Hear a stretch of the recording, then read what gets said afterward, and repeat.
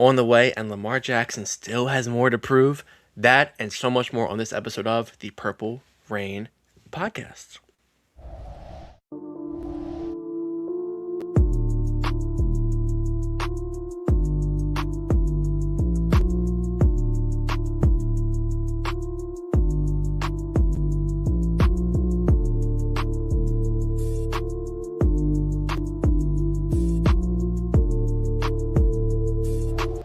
Chess, welcome back. We've made it to another Friday Eve edition. I feel like when the Purple Rain podcast goes live, you're like, hold up.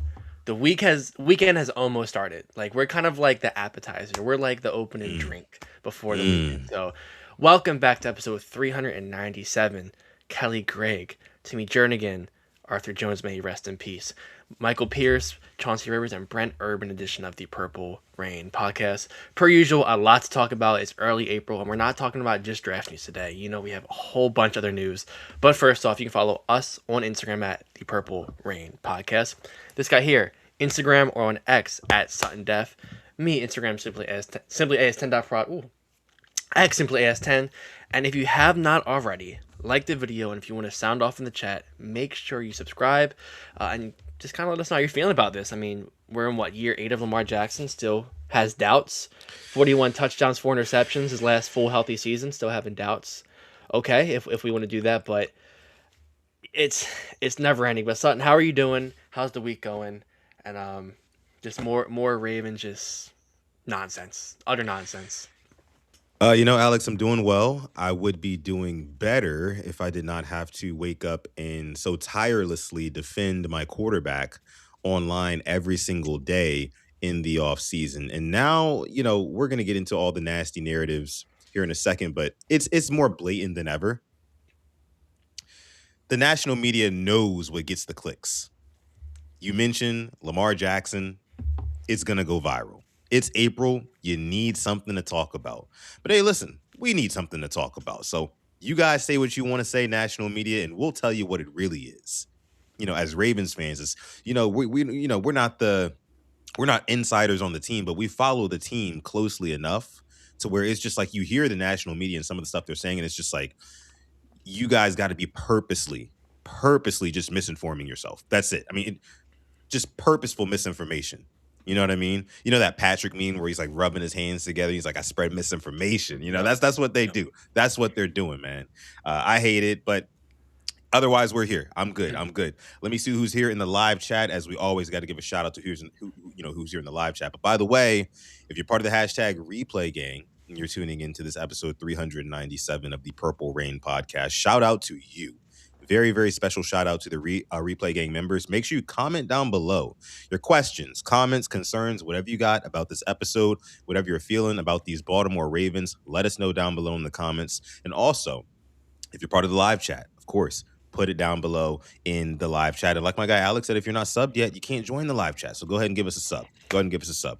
I do see my guy Drewski in the house. What's going on, Drewski? I see Stretch52 in the house. Shout out to you. I see Void is in the house as well. Zico Kage is here. Glaucoma is here. JD is here as well. I see Burnsy2480 is in the chat. Appreciate y'all for coming through. Make sure you sound off as you get on in here, man. All right, so Alex, let's go ahead and kick it off here. I already have it pulled up. Earlier today, I saw the dumbest take ever on Lamar Jackson. I'm going to break it down why, and I know Alex has some thoughts on it too. Before we get into it, let me see. Pick Six Flipper dropping our very first super chat donation of the episode. Appreciate you, Pick Six, dropping the $2. He says, first cop, which player for the new uni? So yeah, when these new uniforms come out, we're going to get into that later as well, Alex. When the new unis drop, who is the first player you're copping, Alex? I feel like it's such a simple answer, but it's the right answer. A home Lamar Jackson. I already have, in a way, a high school, a college, but I think it just is only right. So for me, home Lamar. Easy.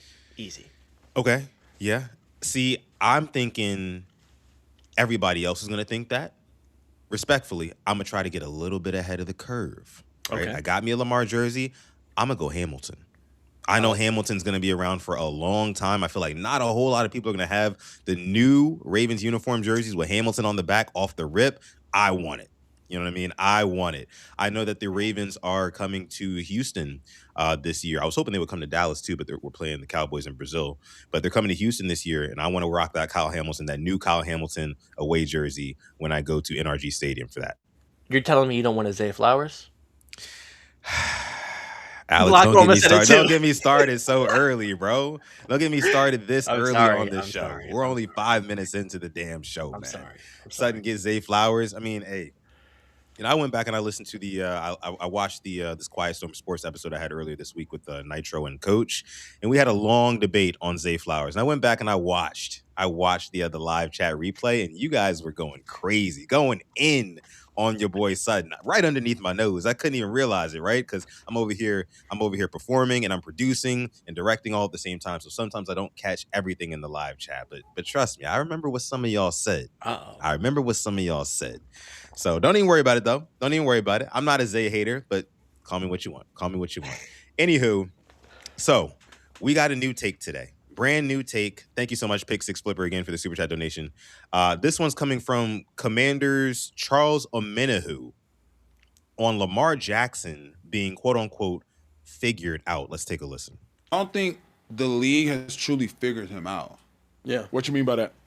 He had 3 touchdowns, 72 rushing yards. With Lamar, honestly, you bring a 5-man rush on him and collapse that pocket, he's drifting backwards. And unfortunately, he might make a play that isn't going to be the best play for the Ravens. With Josh, he going to drift backwards, run around, and he's so hard to tackle, and he's a large human being. See how I fix my blender. He's a large human being, hard to get down, and he can make every throw, bro. Every throw from no matter where he's at. His arm strength is unbelievable. I don't think Lamar has that big amount of arm strength like how Josh does. Yeah. And like I said, I think you figured out Lamar. You come after him, bro. You close all the lanes. You 5-man rush him. And you cover his guys. Mm-hmm. And I think you get it done. All right. So you heard it there first, folks. It is just that simple. It's that simple. We got the recipe. We got the formula on how to stop Lamar Jackson. Just send 5 or more guys. Basically, just blitz him. Right, Alex? What are your thoughts? Yeah. Why is he living in 2004, 05, 06? Like, why are we so gung-ho on this arm strength? Cool, Josh Allen has arm strength, but how many times have we seen him overthrow receivers? Why do you think Diggs left? Think like all the times those passes went over his head. Charles Omenahu, with all due respect, Lamar Jackson tore your ACL in the AFC Championship game. You juked him out of his ACL. Pull it up. It happened. It happened. I think it might be underneath this. Oh, here it is right here. We're in luck. Let me go back. Oh, he took a tumble. Nasty tumble there, too. Hold on, let's go back and look at that in slow motion. So I guess it's 38 right here. Is this 38 we're talking about? He should have been in 90, I believe. 90. Okay, so it is this guy. Oh, yeah, he got broke. Look at this. You're not supposed to land on your ACL like that, by the way, kids. You're just not. You know what I'm saying? That was at the hands of Lamar Jackson. Put a whole setback in your career. I hate to see players get hurt, but look, man, you've seen firsthand. This dude has seen firsthand the dangers of Lamar Jackson. But go ahead and continue, Alex. 5-man rush. I believe Chris Cooper, I want to say, put together a nice video of Lamar Jackson, just bunch of passing touchdowns with the 5-man rush as well. Yeah. I believe he did. Yeah, let me see. I don't get why players go on these podcasts, let alone with Emmanuel Acho. You are a Super Bowl winning player. Do not go on a podcast with Emmanuel Acho in the Big 26. And it's truly figured. Nonsense. Absolute nonsense. Yeah. Like you're basically living in the Greg Roman days of the Ravens. You really are. You send a cover 0 and you can stop them. We've seen how that happens. I don't get how we're blatantly lying when you've played against them. You have NFL films. You have all 22. Send 5 and you stop them. Okay. All right. That's all it takes. Yeah. I'll let you. I have more to say, but take it away. No, yeah, for sure. I mean, we're gonna get into it. So here's the thing. Charles Omenahu, like you mentioned, is living in the past. He's clearly not updated his I Hate Lamar membership card, because that was the membership card from 2021. Send 5, you send pressure, you blitz Lamar, he can't do anything. He drops back, doesn't let go of the ball, gets sacked a bunch of times. You remember that Dolphins game, 2021, I believe it was Thursday Night Football, where you saw the cover 0 and just constant blitzing. I mean, I think he was blitzed on damn near, 70% of plays or something, like 70% of dropbacks. Might have been even more, right? They were setting records, and he couldn't stop it. Admittedly, he couldn't stop it. But guess what? The years after that, he improved exponentially. And let me show you something, Alex. The last time, as a matter of fact, that the Baltimore Ravens played the Dolphins this past season, as a matter of fact, Lamar Jackson, his first game back from being hurt, it was a Thursday Night Football game. You can see against the blitz what Lamar Jackson did. What does that say right there, Alex? Oh, I lost it. I see it. Oh, you see it? Okay, 9 cool. for 11, 90 yards, and 3 touchdowns. Yeah. 9 for 11, 90 yards, and 3 touchdown passes. So what does that tell us? That tells us that Lamar Jackson is actually way more decisive than Charles Omenihu is giving him credit for. And, part of me can't blame Charles Omenihu. He's an NFL player himself. He's in the thick of it. He's not actually watching games on Sundays like us here at home. He's not actually focused on the analytics of Lamar Jackson, which is all the more reason, again, Alex, to your point, all the more reason why you should not get up on a podcast with the likes of Emmanuel Acho and Shady and whoever else it is up there when you're misinformed, because they're not going to check you on it. They want the likes and attention. They want the clicks. They want the virality of it all. They're not going to check you. So you're just going to go up there and you're going to put your foot in your mouth. You're going to be spewing old narratives where the goalposts have been moved. They've been moved. So where have you been? You are super late on this one.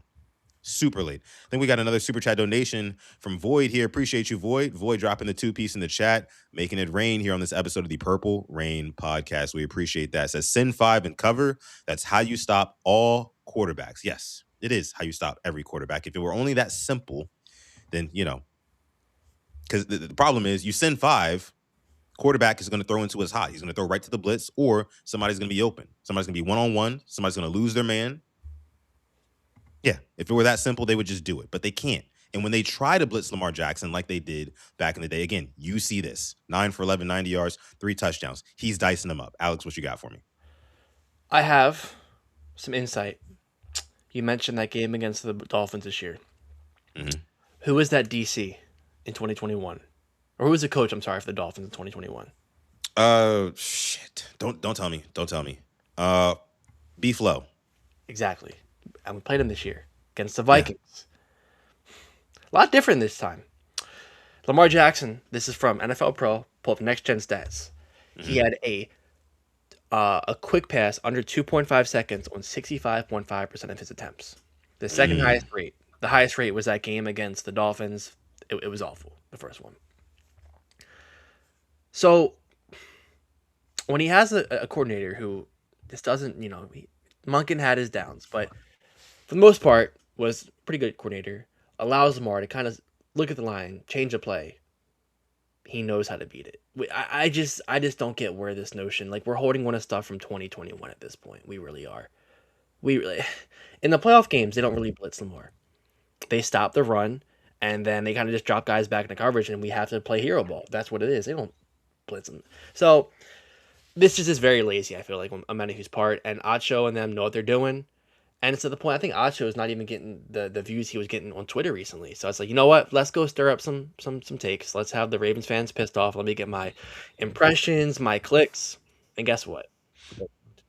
It worked. So good on them. They found a way to work. But that's very nasty agenda. Very nasty. Oh, yeah. And the whole plotting, get the whole Allen and Lamar, like, if he was this great player, he wouldn't have lost to the Broncos this past year. Facts. Yeah, I mean, and wait, how many times, remind me, Alex, how many times did Josh Allen turn the football over in that playoff game? I think Wendy's 4 for 4. Yeah. 4 for 4. I mean, And one of them, I mean, the most egregious one, I remember that fumble right before halftime where he didn't even have to do all that. And then just it was like Looney Tunes, but also just like, what the hell are you doing? You know what I mean? He just kind of got spun around and let go of the ball. You know what I mean? Again, we got more narratives to get into because a lot of these other guys are also bigging up Josh Allen while shitting on Lamar, as they normally would. Again, it's mid-April. This is what they got to do. But we are here to call bullshit on it. And we will continue to do that. So if you are a Ravens fan, and this is like comfort food for you, like a comfort listen, please like the video. Subscribe to the channel as well. We would appreciate that. This is the Purple Rain podcast. If you are new here, go ahead, and give us that sub. Give us that sub if you're enjoying the content.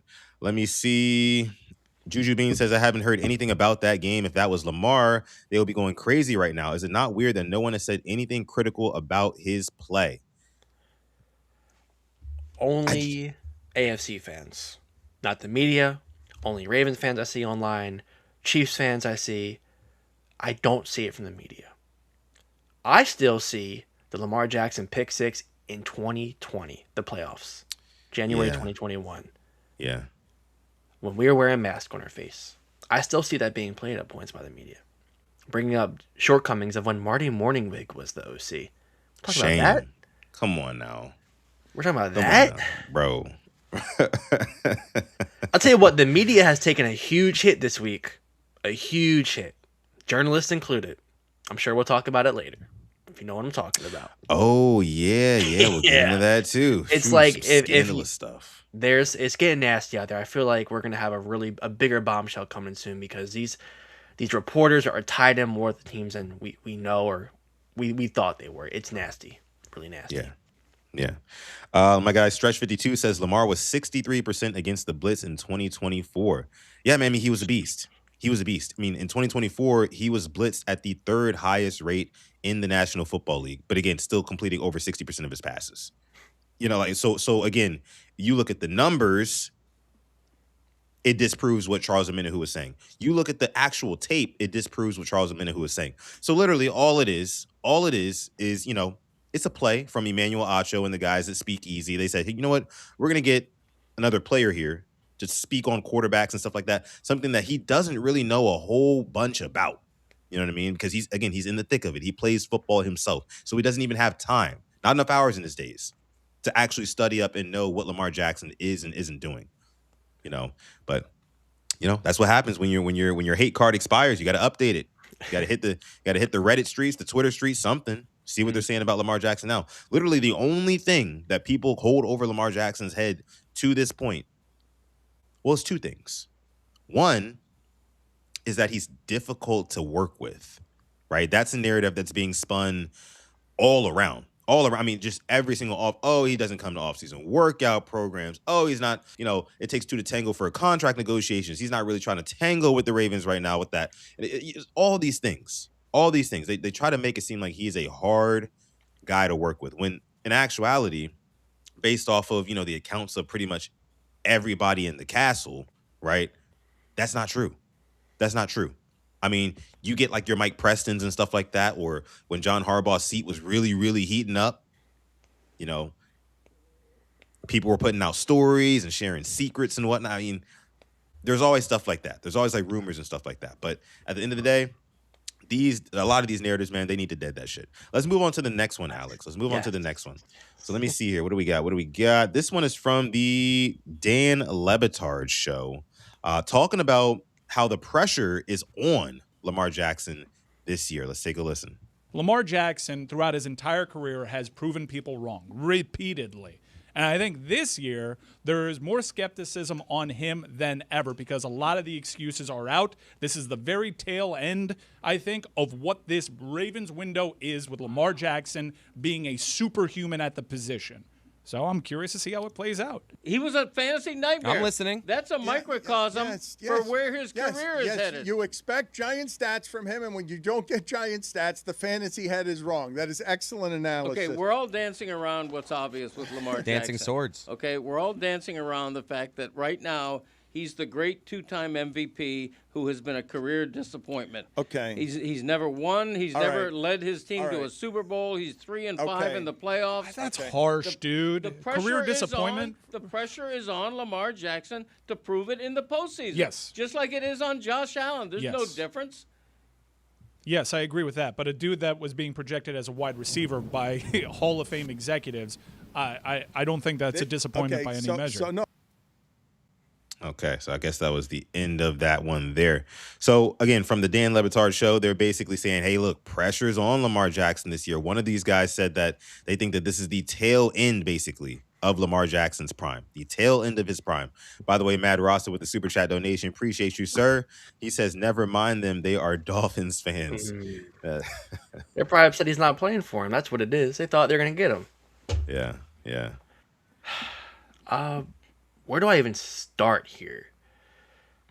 Because the one guy literally epitomizes get off my lawn. Like, I can see him yelling at me for just stepping on his lawn, first off. It does give that vibe, yeah. And the fact he's basing off of fantasy kind of really shows me the fan he is. Because I think with anybody with two eyes watched the Ravens, it wasn't pretty last year.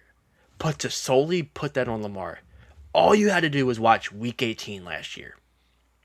Ravens Steelers. You watch that game, that is the Ravens season in a nutshell. Kyle Hamilton goes out, the defense is awful. Lamar Jackson breaks up two guys off in a sack, finds Zay Flowers deep, on the run, by the way. He doesn't have that good arm strength, according to Amenahu and them, right? Yeah. And puts team on his back again, after the defense gives up a score, goes down the field, scores again, and we lose the game at the end after we give up a late score and special teams blunder. All you had to do was just watch that one game, and you could see that's how the Ravens season was. But they sit here and say, are the windows closing? We're going to use that excuse. Okay, cool, whatever. It just feels lazy. It feels like guys are out of, I think, topics to talk about. And we've been through this, like voiced it earlier, 6 years ago. We probably had an episode just like this. When are we going to move on to a different topic? They act like him not being in the Super Bowl is a failure. How many other quarterbacks haven't made it to one? Trevor Lawrence, #1 overall pick, hasn't been to one. You mentioned Josh Allen. Now we have Burrow made his one, hasn't even sniffed it since he's been there. Where is the same hate for these guys? The same it just makes no sense. It really makes no sense. And I know why, but it's just like, why us every time? You have all these other quarterbacks to talk about. Justin Herbert, the media darling himself. What is his excuse this year? Radio silence on him. Radio silence. Mike McDaniel, that's your OC. Lad McConkey, Quentin Johnson had a better year last year. Got this Jim Harbaugh. Line's going to get fixed up. You had all this money to spend. What is his excuse? Like you said, radio silence. Yeah, I mean, honestly, I forgot Justin Herbert even existed, to be honest with you. Like, he's on Madison Beer. That's what he's on TMZ, not ESPN. Yeah.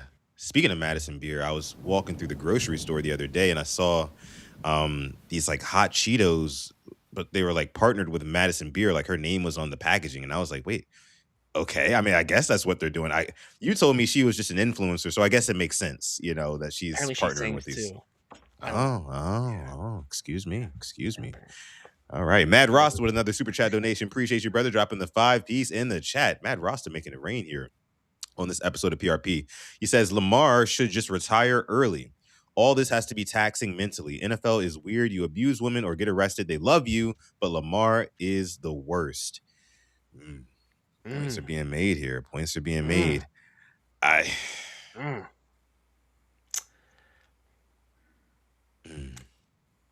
a really good point. That's a really good point.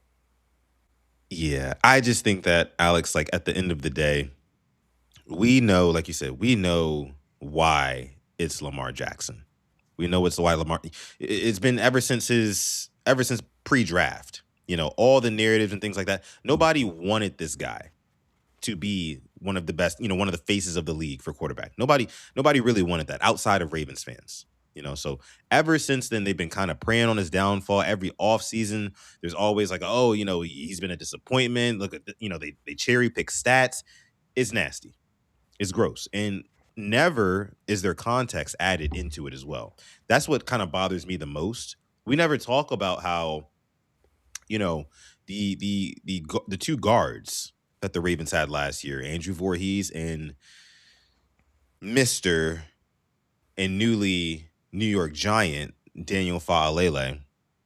Nobody talks about how they had such an impact, a negative impact at that on Lamar Jackson's offense. It's just Lamar can't do this. Lamar can't do that. Lamar has to get here next. It's like, okay, all right. Which is why I can't wait for football, man. I can't wait for football. Now, should Lamar retire early? No, absolutely not. I'm never going to champion that. He should not retire early. Forget about that. By the way, guys, 103 people watching live right now. Shout out to you guys. This is the Purple Rain Podcast, episode 397. Can we get a like count, Alex? How many likes do we have on this video so far? I actually have it pulled up right now. We have 17. We have 78 people watching. Come on, we got to get those up, y'all. We got to get those up, man. If you're in here now, please be sure to leave a thumbs up on this video. Helps us out a ton. One like goes a very, very long way, guys, and we'd appreciate it. And if you are enjoying the content, if you've been enjoying the content all week and you're kind of considering, you're on the fence about subscribing or not, just go ahead and hit that sub. That's free too. Go ahead and hit that sub. Go ahead and caress it. You know what I mean? The kids are starving, says Glaucoma. They're starving. Come on. They are. So let me see here. What do we got in the chat? Let me see. I see Tara Smith says, man, these media outlet takes, I've been taking more L's than a knight on a chessboard. Yeah. Let me see. Everybody gets to play with legendary receivers except Lamar Jackson. It's like my thing is like he don't even need legendary receivers. He just needs competent protection, and the rest will follow. I mean, the legendary receivers are just top tier receivers. That's a luxury. That's a luxury in our offense. As long as we got a dominant run game behind a dominant offensive line, Lamar will make the rest work. We've seen it before. And I was trying to make this point a couple of days ago to my guy Nitro, but he just wouldn't let me have it, man. He just wouldn't let me have it. Oh, we gotta go get the best wide receiver. Shout out to my guy Nitro. He was really big on Tyreek Hill and Stephon Diggs too. I don't know. Stephon's. I hope you told him Stephon's not happening. Not. Yeah, I did for sure. And Tyreek, no. But you mentioned this with like playing with legendary receivers. I think this is why I look at a guy like Kyler Murray. Look at the receivers he has played with his career, and now in Minnesota. You come in the league, Larry Fitz. They go and get you D-Hop. Get your boy Marquise Brown. Then you draft Marvin Harrison Jr. All the while, you got Trey McBride at tight end. Then you get traded. Now you have Justin freaking Jefferson and Jordan Addison.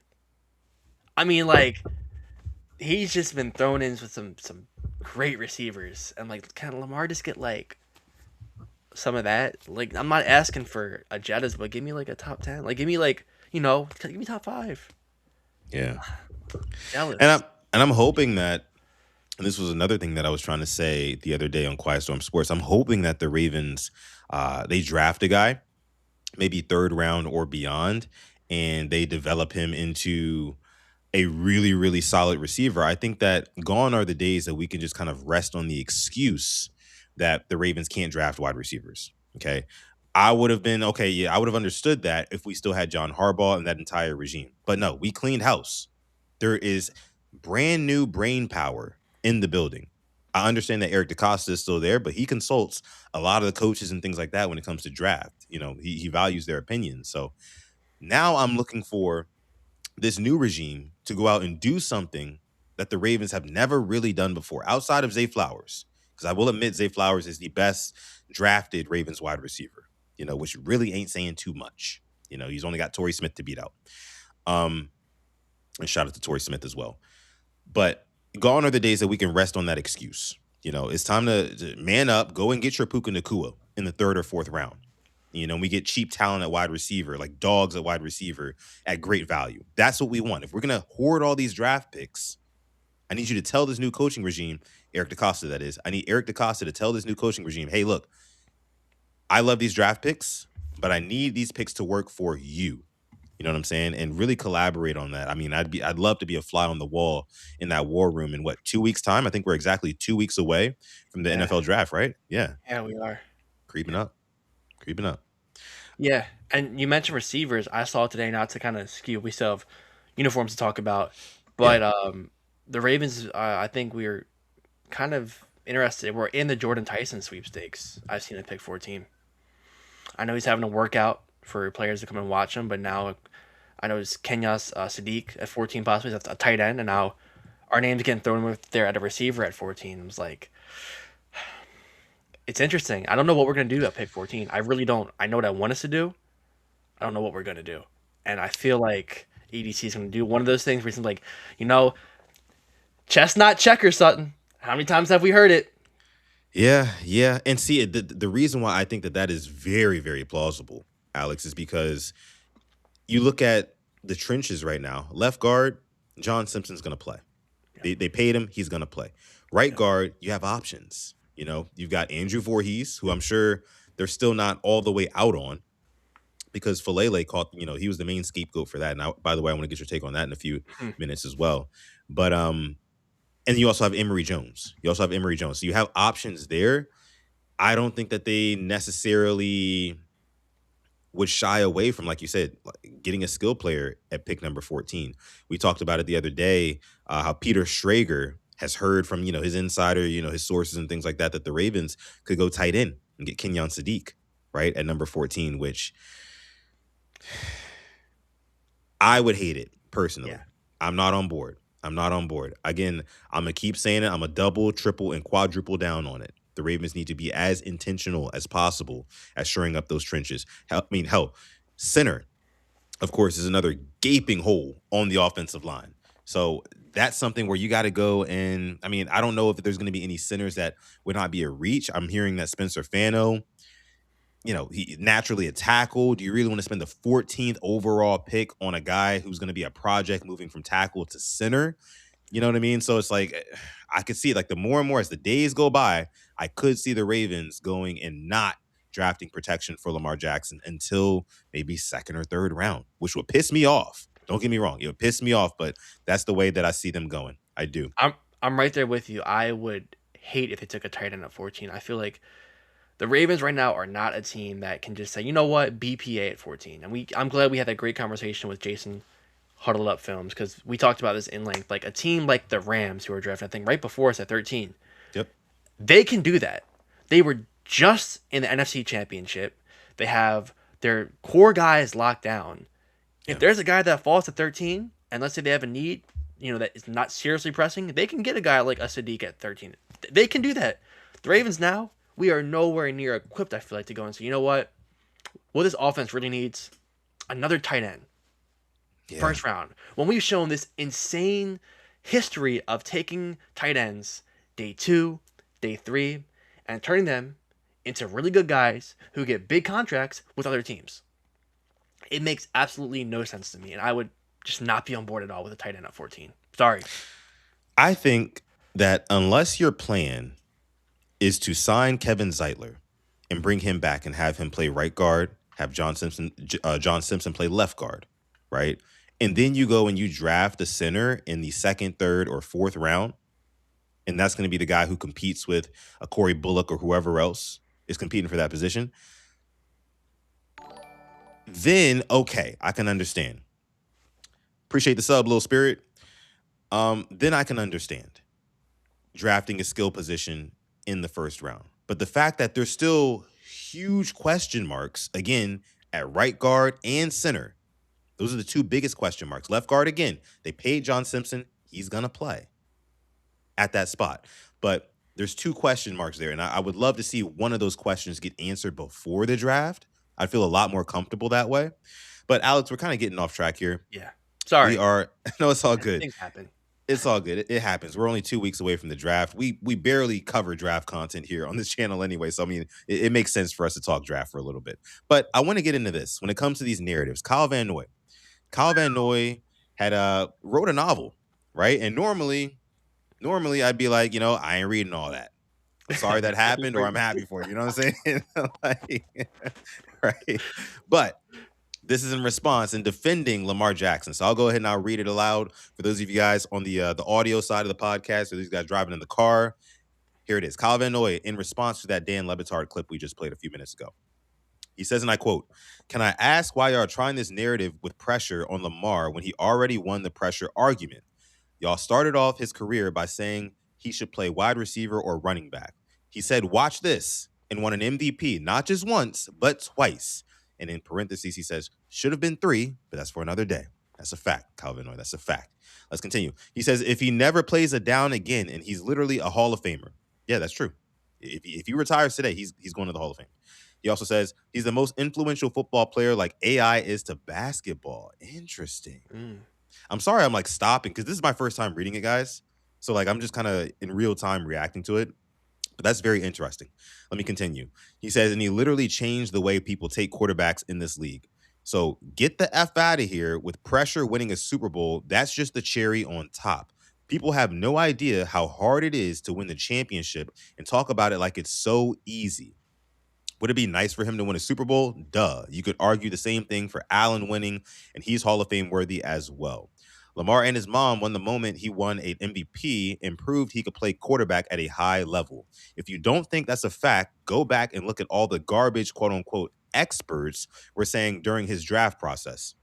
He was picked 32 by a team, by the way, that doesn't scream be our quarterback of the future, especially considering, by the way, Calvin Noy, Hayden Hurst was selected before Lamar Jackson in that draft. So, Alex, how do you take? It's a lot. He said a lot here, but what do you think about Calvin Noy standing up and defending Lamar here?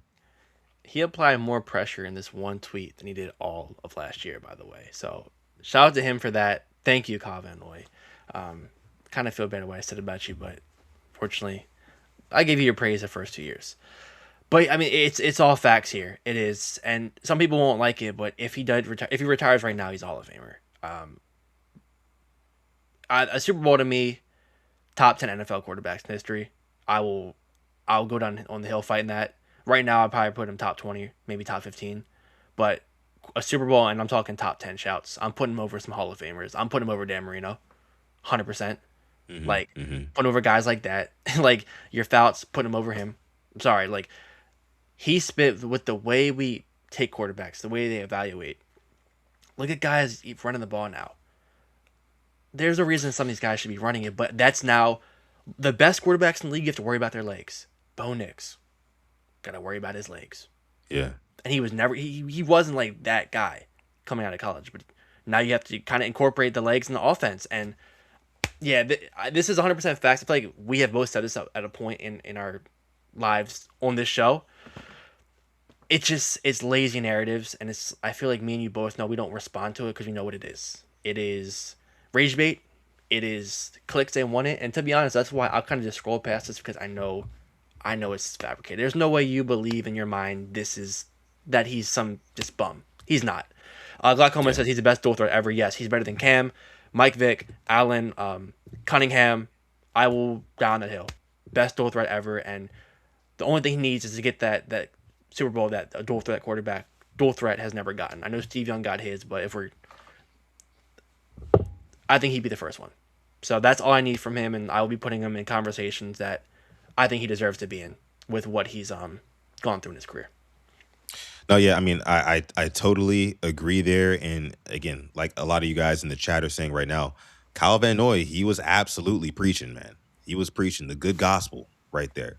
I should say. And, I think the thing that kind of intrigues me the most about his tweet there was the fact that he compared Lamar Jackson to Allen Iverson in the sense that Lamar Jackson changed football. You mentioned, Alex, and you make a lot of sense when you say this. He changed how people evaluate quarterbacks nowadays. It's like now, if you can't run, it's like, what are you doing? You know what I mean? Like we can't really do too much with you. You know what I'm saying? So he has made being mobile a much hotter commodity than it was before. I mean, much more than what it was with Michael Vick, Cam Newton, because at the time we all saw how their stories ended. You know what I mean? Like, and of course, none of them got Super Bowls. Lamar Jackson doesn't have one either yet. But I think with Lamar, he's so electric. And then also he's developed like very, very nicely. I could see if like we were in 2026 and Lamar Jackson still could not perform from the pocket. I could see that. But that's not the case. He has evolved in real time over the years. And a lot of people haven't wiped off the blinders, used the blinders to wipe off the windshield in a little bit. Guys like Charles Omenihu, you got to update, your thoughts on Lamar Jackson, because every year the dude gets better, flat out. And again, I think it's interesting that he compares him to Allen Iverson, because when Allen Iverson came into the National Basketball Association, he was doing things that, nobody else was really able to mimic. Nobody else was able to do. I mean, and it kind of also reminds me, fast forward to today, AI changed the game back then. Look how Victor Wembanyama is changing the game today of basketball. You know what I mean? It's the same thing in football with Lamar. He introduced a new skill set that people had to adjust to. They had to adjust to it, And again, you talk about the championships. Like you mentioned, Dan Marino, no rings. You know what I'm saying? I'm definitely putting Lamar Jackson above him. If you take it to today, look at a guy like a Jalen Hurts. You know what I'm saying? Like, I forgot him. Yeah.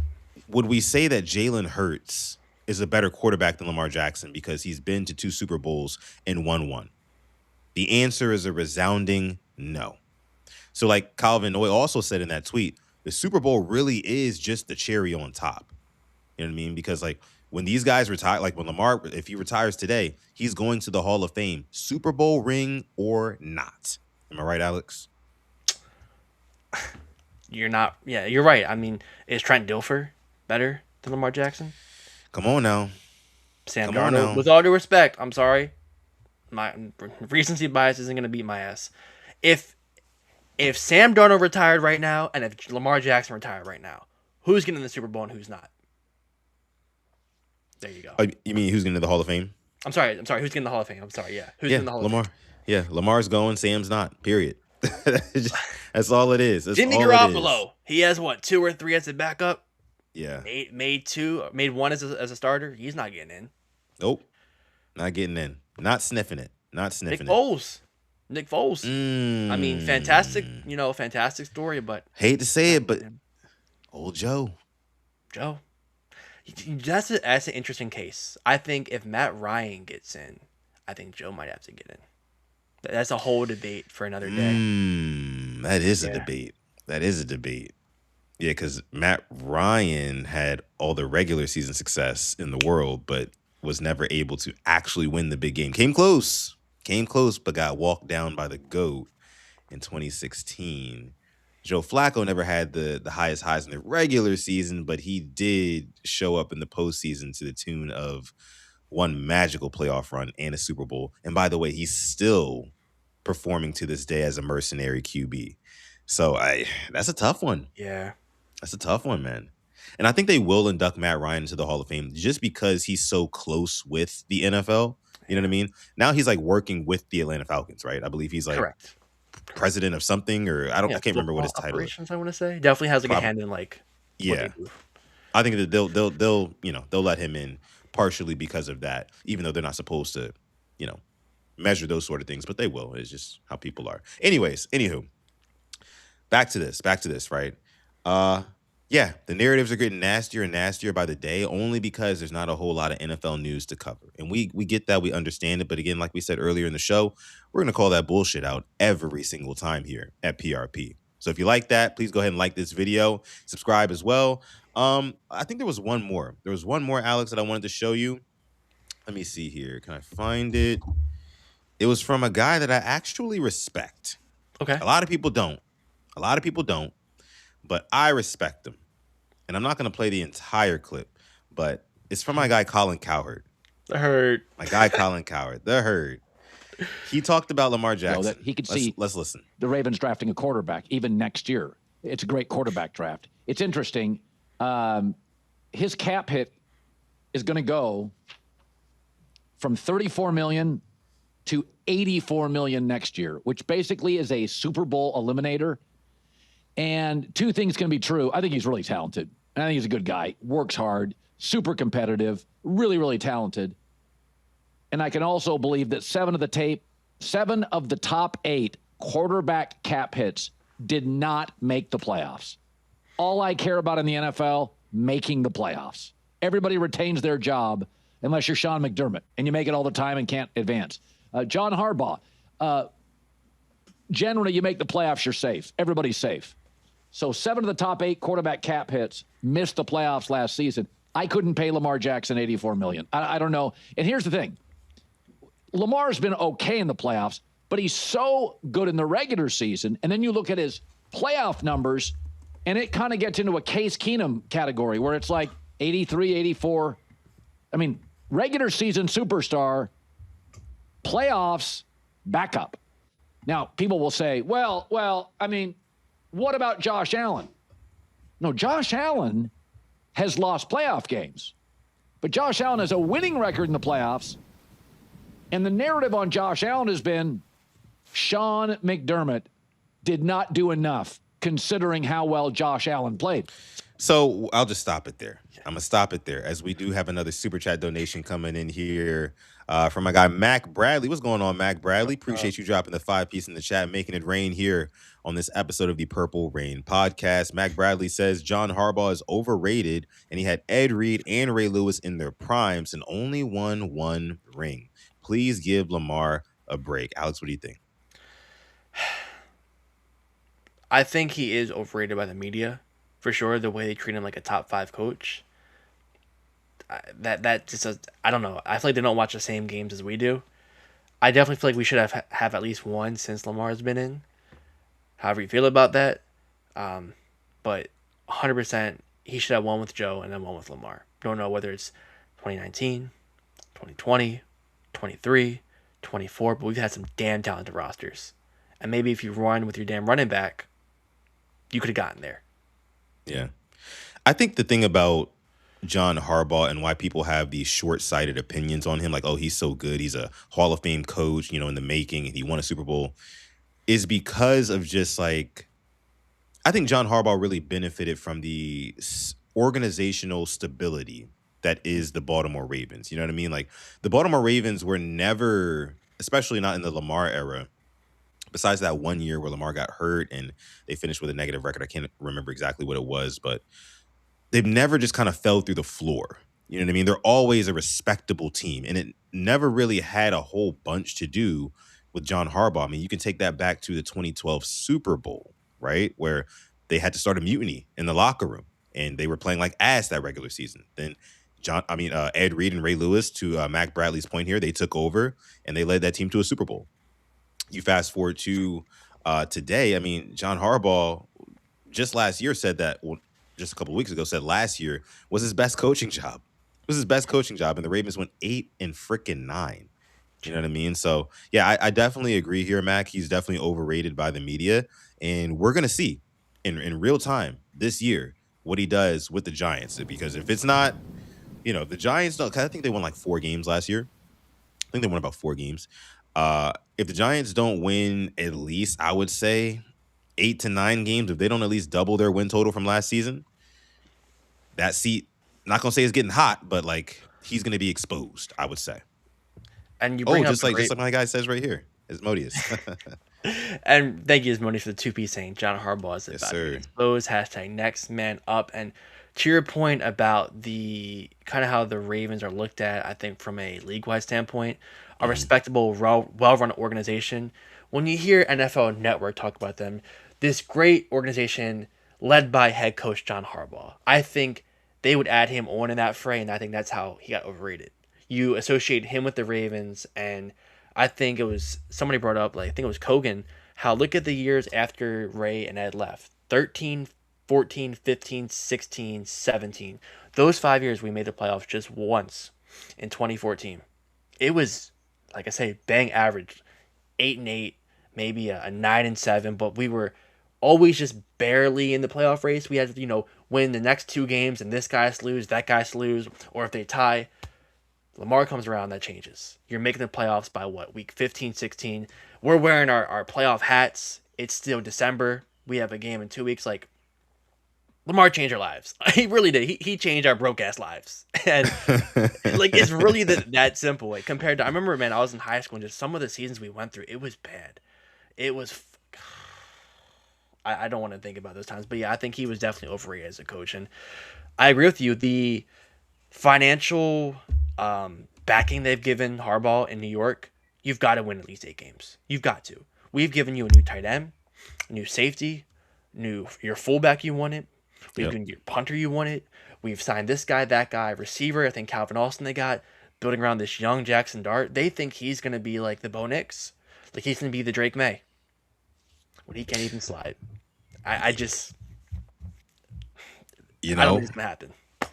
real quick, speaking on, just with Harbaugh, what do you think about his newest addition? You know what? I respect him. I respect him because if you are a friend of the Harbaughs, you have a job for life. Willie Taggart, our old running back coach, they got him from some random D2 school, I think, and he's now the running back coach for the Baltimore Ravens. Daniel Falele, he's been around the Harbaugh since pre-COVID. Don't know how the hell he's on a team, but he's on a team because of John Harbaugh. And here's my facts with this. It is honestly the worst decision he could have made. You're going back to the guy who put you out of your natural position as a tackle, made you a guard, you became the laughingstock of the NFL, and you're going to give him a second chance? I think it's an awful choice for him. Harbaugh does not have Daniel Falele's best interest in mind as a football player. We never talked about him this way as a tackle in 2022 when he was coming in for Morgan Moses.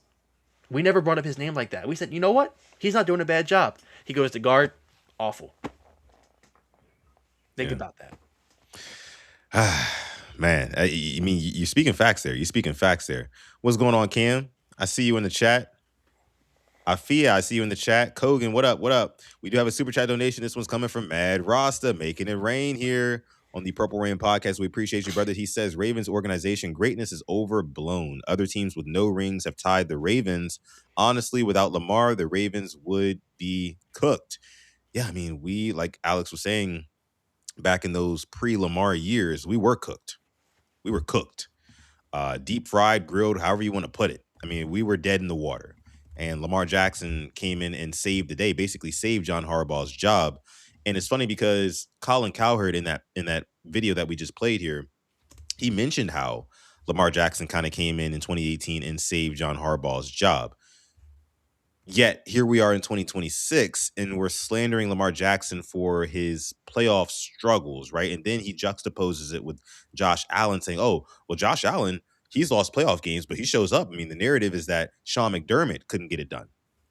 But didn't we just get done talking about, Alex, how Josh Allen turned the football over 4 times in a divisional round matchup against the Denver Broncos in a playoff without Patrick Mahomes, in a playoff without Lamar Jackson? He was the only one with some seniority in those playoffs. But yet we've already swept that under the rug. We've already swept what we just saw in the 2025-2026 playoffs right under the rug. Doesn't matter that was his chance, right? Don't matter. Still got bounced out of the playoffs, but we're not talking about that, though. I don't understand. But, Mad Rossi, you are right. The Ravens organization, the greatness is, I think, overblown. We should have at least 3 rings to this point. 3 rings. And that may be me, and don't let Kyle Hamilton hear this, but that may be me as a spoiled Ravens fan. But I think, in 8 years of Lamar Jackson, 8 years, we should have something by now. The multiple collapses, late game collapses. I hope they're a thing of the past. That kind of goes the greatness. It's a laughing stock. Like, teams want us to go up in the fourth quarter. They have us at the right spot. They have us where they want us. Yeah. We're known for taking our players off the field when they're cooking. Derrick Henry. Hell, when it was Gus Edwards a couple years ago, and not putting them back on the field. It's embarrassing, and we get to the point where now we got blown out by the Texans last year. The empty stadiums. Yeah. We're saying fire the coach like we're a bottom of the barrel organization, like we're the Browns. Bad. Might as well have bought out the paper bags, am I right? Might as well have bought out the brown paper bags. You're damn right. Man. I mean, I'll tell you one thing. If we would have retained John Harbaugh, if Steve Bisciotti would have told John Harbaugh, you know what?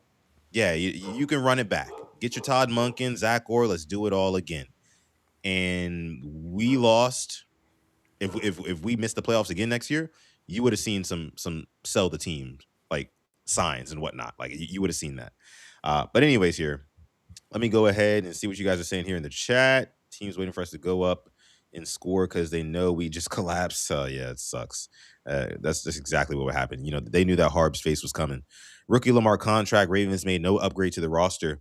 You know, this is something that is frequently brought up, and it's very, very true. In Lamar Jackson's rookie contract, the Ravens signed a bunch of defensive players to massive deals, the likes of, a Marlon Humphrey, the likes of a Roquan Smith. They did give him a left tackle and locked him down, right? They locked down the left tackle. As we got some gifts here. Hold on, we got some gifts. It's Christmas. How are you doing, the Don? Been a The minute. Don dropping the 5 memberships in the chat. They're coming through right now. Clap it up for our guy Don C. Gifted 5 memberships, 5 Rain Gang memberships here in the chat. Shout out to him. If you are a recipient of one of those memberships, please give him a thank you. Thank you so much, Don. Making an absolutely rain thunderstorm and all that here on this episode of the Purple Rain podcast. We appreciate that, brother. We really do. Now, where was I? What was I saying? Our defensive pickups Yeah. in the rookie contract. We paid a bunch of defensive guys, paid a left tackle, but all we were doing when it came to, getting weapons around Lamar, because I think if there was any time to get actual weapons around Lamar, it was in his rookie contract, right? Somebody outside of Mark Andrews. Hollywood, I'm sorry, he wasn't it. You needed somebody a little bit more dominant than that. All they did was put makeup on a pig consistently. Every year, they signed an older, veteran, sometimes even washed up wide receiver. Dez Bryant, Deshaun Jackson, Alex, close your ears, but OBJ, D-Hop. You know what I'm saying? And not to say that Sammy freaking Watkins, Nelson freaking Aguilar. I mean, we can go on. We can go on and on.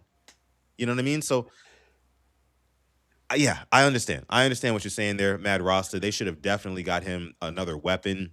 The biggest weapon they've ever acquired for him offensively, of course, is Derrick Henry. And they kind of gave us Derrick Henry and they said, forget about everything else. I mean, don't ask us for nothing else on the offense. We're going to go back and focus on this defense some more, though. So hopefully this draft, again, I said this a couple of weeks ago, I need this draft to be very offensive heavy. Offense heavy draft. I need to see a new influx of talent, on that offensive line, at pass catcher. Hell, give me a running back. Henry's not going to be around forever. Do your homework on I really hope the Ravens are doing their due diligence and doing their homework on late round running backs in this draft, because it's time to start developing a new guy, especially if that's our identity. Go ahead. And this is not me bringing up these players due to talent, but this is kind of the rookie. This is what we did in Lamar rookie contract. Mm-hmm. We traded for Marcus Peters. We traded for Calais Campbell, signed Derek Wolfe. I know Brandon Williams was making big money for just being a strictly run stopper, like I think 50, 60 million, I want to say. Mm-hmm. You mentioned the Marlin. You give a second for Roquan Smith and give him $100 million like a few weeks after he's played here. Earl Thomas, that big contract. You signed Mark Ingram in the 2019 free agency. You draft Hollywood Boykin. You get Snead already. You had Snead that rookie year for him. Nothing really pops off paper-wise for, just talent in the skill position. You have your Hall of Fame, just jack of all trades lineman Yonda retire, and so you know what? DJ Fluker and Tyree Phillips. Yeah, that's the one. A rotating guard, that's the one. Let's go, Alex. We're gonna do that. That's the one. And at the end of the day, I believe that's what cost us. I think somebody missed their block, their right guard, and Lamar threw the pick six in Buffalo. I think all because somebody missed their block. It's just small things like that. We wouldn't build around it, and it's just kind of been our flaw the whole since. Tight end wise, I mean, for Pete's sake, you had Andrews, and then Nick Boyle gets hurt. You bring in Eric Tomlinson, Luke Wilson, tight end. I mean, I'll go down the rabbit hole. I did not forget these guys. The guy Luke Wilson sitting there. We're in Pittsburgh in a game we got to win. Like, they're laying on him. He doesn't even try to get up and get back to the line of scrimmage. Like, it just... I think being a Ravens fan is like low key a humiliation ritual. Some of the stuff we've been through. Yeah. Alejandro Villanueva. You know, Mm. as bad as he was, I can give him some grace for him being, old. Falele is doing the same things 4 or 5 years in the league. Yeah, I mean that I guess that's what happens when you get in the good graces of a coaches. You meet a coach when you're 13, 14 years old, and that coach watches you grow up into big 6'5", 370-pound Daniel Falele. I think Harbaugh just has an emotional connection. He had an emotional connection with Daniel Falele, and he just could not let it go. Couldn't let it go. And Eric DeCosta, you ain't off the hook either. Nope. You ain't off the hook either. That interview of you from last offseason, it resurfaced. I don't know if you saw it, Alex, but it was when he was sitting down with somebody, and I think it was near draft or something like that, where he was like, he thought the offensive line was pretty damn good. And it's like, bro, if you are trusting those maybe 4 games stretch down the stretch of the season where Daniel Falele was playing pretty well, like he was playing, he was serviceable, right?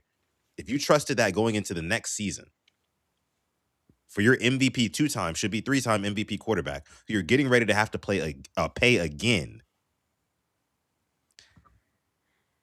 I question EDC. I question, your competence, and I hate to say that.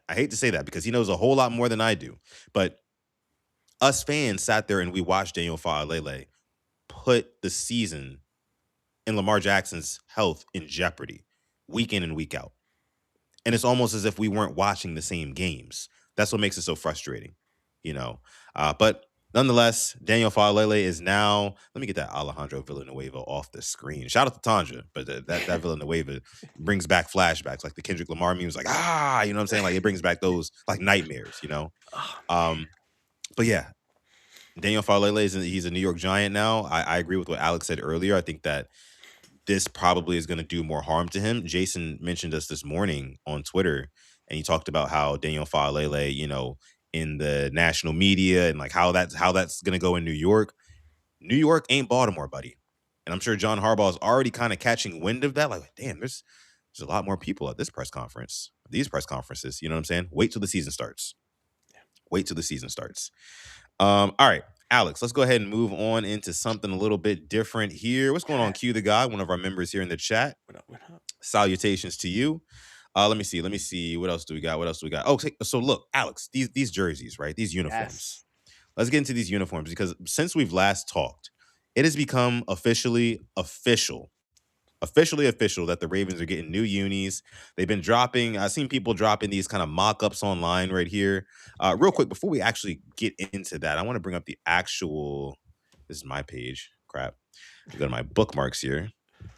Stand by. Here we go. The Next Flight is what it's called. The Next Flight. And some people were looking at this and kind of saying, okay, are they trying to hint at the actual bird coming back? So you see the bottom of your screen here. Yeah. Where they have the bird with the wings spread. Is that like a telltale sign that we could see that coming back to the jersey? I don't know. I've heard there's been other rumors that there's going to be, iridescent highlights or iridescent accents on these new Ravens jerseys as well. There's been a couple mock-ups here, and I want to get your opinion on them, Alex. This right here is from somebody named Watnick Creative on the good old X. And I want to ask you, do you like, love, or hate this design? Because me personally, I think that I'm a little bit indifferent about it, only because it looks so similar to the jerseys that we have now. However, I do think that the Ravens, this will be the most realistic option, because I don't think they're going to take a huge swing, completely revamp the uniform to where it's totally unrecognizable, right? It's probably going to be like similar theme to what we had before, but a few changes here and there. What do you think about these jerseys? Yeah, I'm indifferent as well. I don't like the badge on the color rush. I'm not a fan of that. That feels like they're trying to be a soccer jersey with having your team like this. Like I have this right here. It feels like they're trying to be like that. You can take that off. I like out of all these, I like the white person because I like the Baltimore. The fact it says Baltimore right there instead of Ravens. I'm a fan of that. I don't think they will have the bird on the side as well. But it just feels like to me like this is the Ravens' actual uniform, like the home one. That's their home jersey, but you add kind of like the throwback number and the bird on the sides. It feels lazy, so I'm not really a fan of this one. I'll be honest with you. The black we already kind of have. There's like this kind of concept like alternative black jersey that you can find online now from that last which you showed me. That's already out there, so I can kind of throw that one out. Now seeing this, the all black is nice. I like the pants a lot with the white stripe down, and then the helmet. I kind of like their helmet the way it was. I'll be honest with you. I'm it again.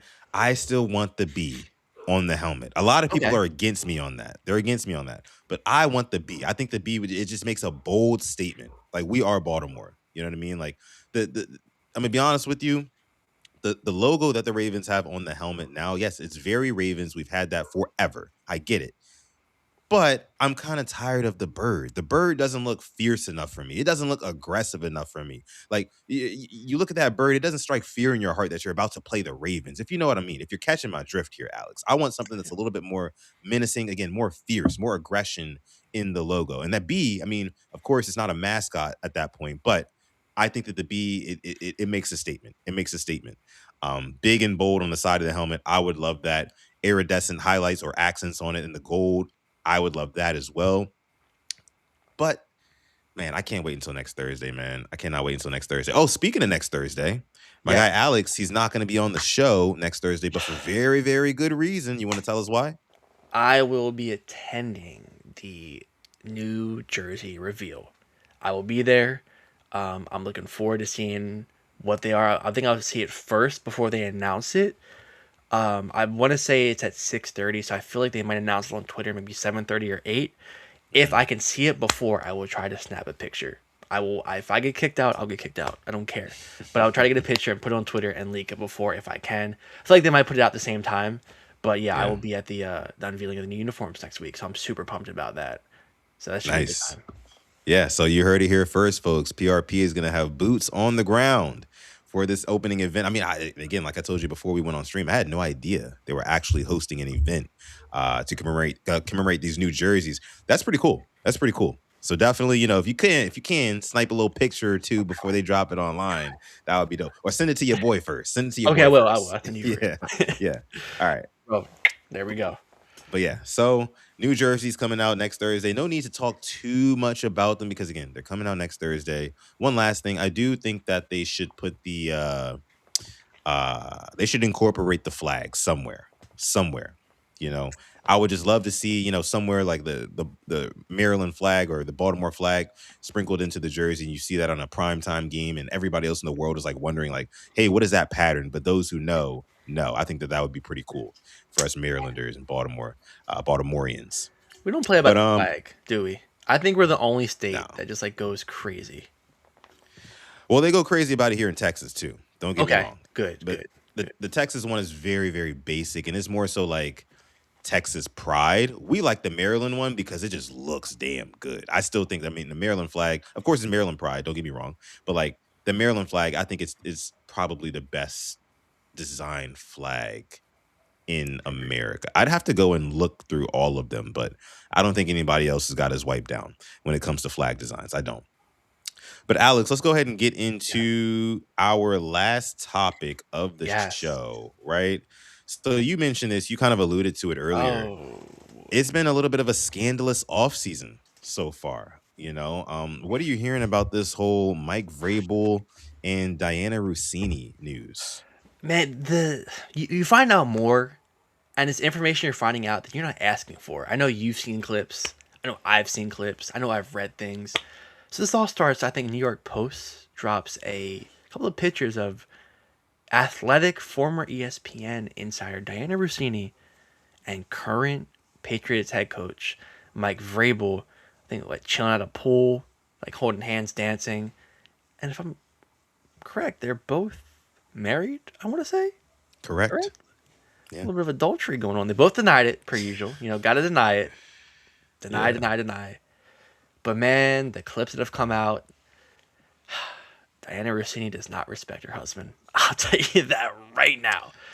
She I don't know where you want to start with this. It's nasty. It's kind of taking the NFL universe over by storm. Everybody's talking about this right now. So you have head coach of the AFC champions messing around with a top, well, not a top, but a rather well known. And now leads me to believe, what else is out there.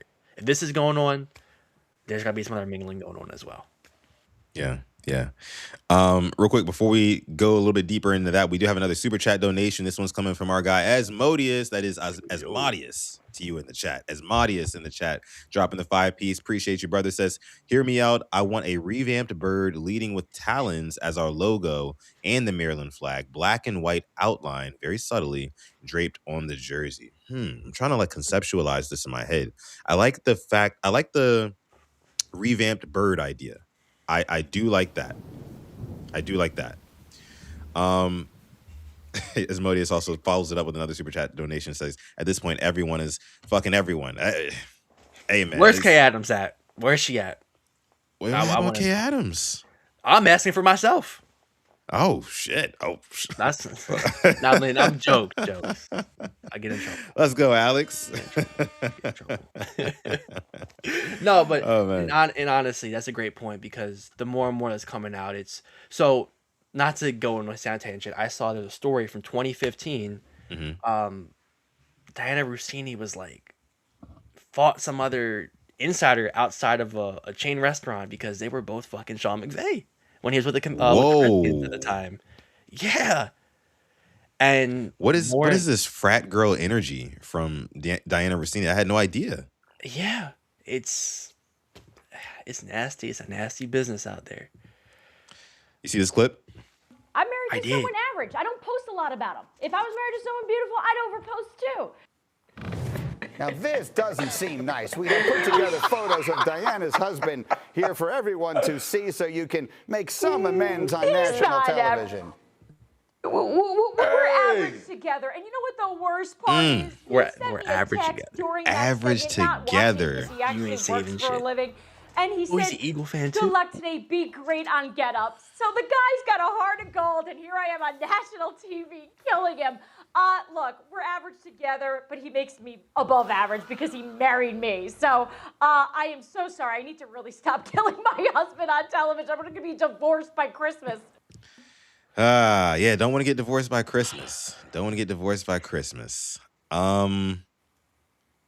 Yeah, I mean, we talked, you said something about a humiliation ritual earlier today about being a Ravens fan.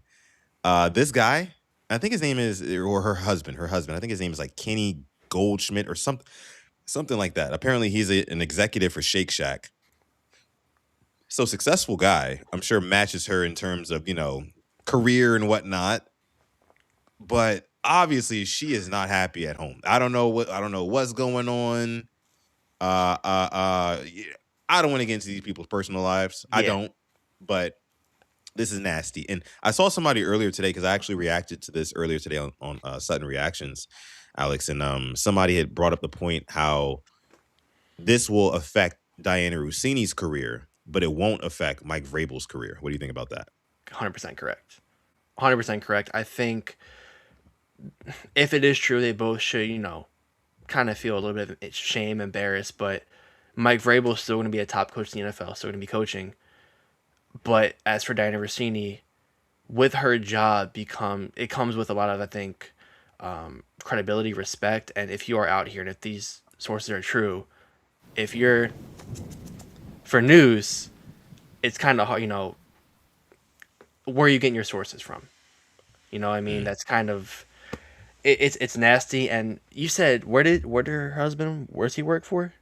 He's an executive for Shake Shack. Oh, her shack was getting shaked, so we'll leave it at that. All right, her shack, and he must have been shaking her shack good enough, but yeah, definitely wasn't shaking her shack at all. It's too easy. That was low hanging fruit. But yeah, I think she'll still be at the Athletic, but I think she'll kind of be put in the back, and she won't be this kind of front executive you see, or this. Yeah, it's sad. It's embarrassing for those two, but yeah. Let me see. We have another super chat donation. This one's coming from King Wani 8248. Thank you so much, brother, dropping the 5-piece in the chat, making it rain here on this episode of PRP. He says he's average, quote unquote. I blame you simps for making these women think they are Sydney Sweeney. Sydney Sweeney. She is. Oh, I don't know. Those of you guys who watch Euphoria is back on this week. Sydney Sweeney will be on that. I'll be watching. I love that show. Anywho, is it good? I mean, it's really good. It's so good. It's so good. Her and who is it? Zendaya. Zendaya's in it. Alexa Demi, Jacob Elordi. They're all great. They're all great. Definitely give it a try. HBO. But let me see. So yeah, I'm not really one to get into this type of rhetoric, Alex. I'm not. But I think that this comes down to just people growing apart in their relationships or in their marriage. And this is kind of like a byproduct of what that looks like. You know, she's probably been married to this guy. I'm not exactly sure how long, but eventually maybe she just kind of lost the spark. And we don't know what happens behind closed doors in their household. You know, what the conversations that are had, maybe he's not fulfilling her in multiple different ways, not stimulating her emotionally, mentally, obviously not physically. So, you know, I can't really speak for it, but I saw somebody else say, and thank you so much for your super chat donation, brother. I saw somebody else say that, let me see. I think it came from one of our members, Tanja. Tanja says here, Mike Vrabel's wife is embarrassed as well in this situation. Yeah, and they've been married for 27 years, Alex. Can you believe that? Wow. Yeah, that's sick. And here are the photos. I mean, obviously, we could, this could be a whole nothing burger, but I saw more tweets where she, if there's one coach she talked about a lot and brought up a lot about, it's Mike Vrabel. I think they brought some old tweets like back when he was the Titan. She kind of bigged him up, and then she kind of mentioned how, you know, Robert Saleh wasn't going to be able to replace what Mike Vrabel left there in Tennessee. Like, go to her Twitter page, you type in Vrabel, and you'll see a whole lot of tweets. So it's a little weird. Really? I didn't even think about that. Let me try that. Yes. Actually, as a matter of fact. Yes. What's her ad? It's like D Russini or something like that. Yes, Russini. It's just, D Russini. I saw there's another one how like on her wedding day or the night before she was interviewing Jimmy Garoppolo, and you know I'm about to get married, and I'm you know talking to Jimmy Garoppolo, who's kind of known as a heartthrob in the NFL. There's just very little respect for your husband, very little respect. Maybe she deactivated the Instagram. Oh no, it's right here. There we go. Search. Yep, here we go. Vrabel. Let's see what we got. January 18th, a victorious Mike Vrabel is first down the tunnel after the Patriots punched their AFC Championship game ticket. You know, she was right there. Got to greet her boo. 2025. Let me see. Diana Russini. Mike Vrabel's attention to detail extends to being the unofficial parking lot police. So she's chatting it up with, okay, what is she wearing in this one? She got some short shorts on it, don't she? Real short shorts. Talking to coach. Good for him. Yep. Yeah. Don't think we ain't noticed that. We on your ass, Diana. We on your ass. Don't even worry about it. But yeah, and here's the pictures of them at the whatever they were at. Apparently, like you said, they tried to deny and say that, hey, look, like we were with friends. But if you look at that bottom picture, I don't see no friends in the vicinity, like nowhere in the vicinity. Nope. Up top in the pool picture where their sun's out, buns out, you know what I mean? No friends, no buddies back here in that pool chair, nowhere to be found. It's just them two next to each other, chopping it up. And then in the middle, I don't know what they're doing. Are they hugging here? Are they about to pray? Are they about to, I don't know what they're doing. But obviously is looking very, very intimate. So whatever they said, I'm calling Kaepernick on that one. I am. We do have another super chat donation. This one's coming from the Don. Appreciate you, Don. Says PRP After Dark. Yeah, we've never really delved into a topic like this, so this is kind of new for us here. It's NFL. I mean, we're talking about it. Yeah, it is.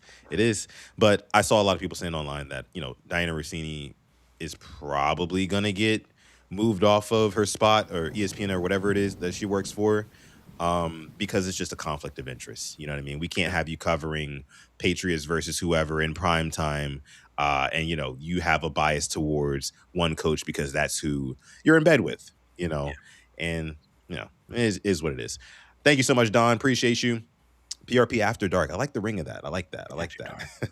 As Modius with the 2P says, she somehow showed she's a worse wife than Anchor. Oof. That's tough. That's tough right there. Not gonna lie. Can you going back to Twitter real quick and just scroll? Sure. I think there's one more tweet I think I saw there. Where is it at? Right there. That's what I'm talking about. That's the one.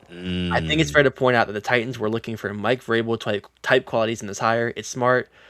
Who cares if they had that type previously and fired him? What's outrageous is suggesting Salah is Vrabel. These are two very, very different guys. Tell him. Period, sis. Tell him. Defend your man. Why would you tweet this out? You know what I mean? I know you can tweet out what's in your mind, but is this really what was on your mind, or was something else on your mind that made you think of this? Were they talking about your man in a way you didn't like? No man is my man, is what she said. Hey, that's what she's doing. She's going hard for her man. I can't even be mad at it, man. Can't even be mad at it. Can't even be mad at it. Again, I wish the best to all parties involved. I really do. I wish the best to Russini and her husband. That marriage. I wish the best for Vrabes and his lady as well. I believe I skipped over the picture of him and his wife. Oh, here's the picture of both of the couples together. Now, I will say this. Mike Vrabel has been married to Jen Vrabel for 27 years, like I said. This hug here is a lot of space. Yeah. Real big gap in between Mike and his old lady here. Does 27 years of marriage, did it do that to them? Are they not? Is it just kind of all a formality? She's on the field, you know what I mean? And she's just trying to, seem like the trophy wife. I don't know. Again, we don't know these people's personal lives, but if you kind of take stock of what is out there, the proof might just be in the pudding. Obviously, on the right, you see Diana Russini with Kevin Goldschmidt, who is her husband. This was, I guess, on their wedding day, so it's nothing but smiles from them. They look like they're in love or whatever in this picture. But I don't know. I guess time will tell, right? Time will tell. We'll see what happens. Something about Patriots and cheating really goes together well. Talk about it. Why isn't Patriots Stephon and Diggs cheating? back? Why did you get rid of Stephon Diggs? Yeah. I think he was perfect. Now that we're like coach, like player, interesting. Very, very interesting, man. Very interesting. Hey, Alex, real quick before we get out of here, I do have one more. What'd you say? I love the sound effect. The fa. Oh yeah. But real quick before we get out of here, I have one more thing. Okay. UFC 327 is this weekend. Yes. Are you watching? Of course. Yes, of course sir. I'll be watching. Man, it's going to be a hell of a card this weekend, man. I mean, I'm looking forward to that Yuri Prochazka versus Carlos Ulberg fight. That is going to be one for the books. Yuri, he always puts on a show. I mean, if you are a fight fan, right? And you don't watch UFC, you're kind of a casual. You only tune in when there's like a super big Conor McGregor, maybe a John Jones fighting. You want to tune in this week. If you just want to see a good fight, like 100% satisfaction guaranteed, an amazing fight, like back and forth, watch this weekend UFC 327. I promise you I'm not being paid off by Dana White or anybody like that, but I'm telling you it's going to be a great card. Real quick, who said there was a picture of them in the bar? Because I just went on Twitter and it's true. It's who? Russini? Somebody hired a private investigator. Really? Hold on, send that my way. DM that to me real quick. Yeah. Pull that up. Pull that back up. Insane. And who is getting these photos? That's my thing. Who is getting these photos, man? Because they are absolute.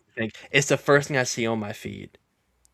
Wow. Absolute sniper. Hold on, let me get this up here. There we go. Absolute sniper. Whoever this is. So her husband might have hired a PI. Yikes. I mean, and they got a bucket of beer. Yeah. A bucket of beer. And then he's got his own little cocktail over there. Oh, they were feeling good. They were feeling good, man. Yeah. Yeah. Old buddy who works for Shake Shack. Yeah. Your wife is definitely getting her shake shook. Unfortunately. Unfortunately for you, sir. Unfortunately. It is what it is. It is what it is. Maybe the prices go down now. Who knows? Maybe you're feeling a little generous. Maybe. But all right. Again, thoughts and prayers to all involved there. We're going to leave it there here for this episode of PRP, episode 397. It has been an amazing one. Thank you guys so much for liking the video. If you haven't already, please go ahead and like. Subscribe if you are new here and you enjoyed this episode of the show. We will be back. We will be back with the main pod next week, next Monday. Thinking we get into some draft stuff, Alex. You told me about a couple of guys who I think we should do like a deep dive on. A couple of guys, I don't want to say any names just yet, but a few guys. We'll get into it next week. Make sure you stay tuned for that episode. Mock draft, maybe a little mock. Oh yeah, we did talk about that. We still got to do that. We still got to do a mock, so we'll definitely get into that as well. But appreciate all of you guys again for donating. All of you guys for becoming members. Don gave out 5 memberships and gave some super chat donations. Don went crazy tonight. Jersey's up in the rafters already. Don, you already know that. But yeah, thank you guys so much again for coming out supporting as each and every time. And with that being said, I'm gonna let my guy Alex take us out. Yeah, thank you for coming through episode 397 of the Purple Rain podcast. We love you. We appreciate you. And as always, stay positive and test negative. Yes. And never, ever, ever forget, even on the rainiest of days, to call God. This has been episode 397 of PRP. We're going to catch you guys in the next video. Peace.